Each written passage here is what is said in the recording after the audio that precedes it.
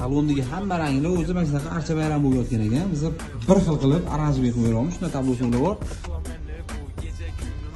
Tablosi ustida ekrani oynalari, tonirovkalari bo'ladi va xolisi ko'zga tushmaydigan.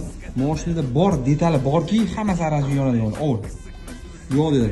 Parani librovkasi, steklar podъемниклari, bu avtomatik detallari, xullas svet yonadigan detali borki, hammasini bir xil aranjment ko'rinishda. Buni ham o'zi nima qattiq qildirganlar ikki xil ekan. Qo'rqoqchi mumkin. Bu Tiffany, bu Coca ekan. Xolos shularni bir xil qilib, chiroyli qilib oyoq terlari bilan aranjment holatiga keltiramiz. Agar tayyor bo'lgan holati ham qiziq desangiz, tayyor bo'lgan holatiga ham video yuborishimiz mumkin. Tablo podsvetkalar bo'yicha ham bemalol aloqaga chiqaverasizlar.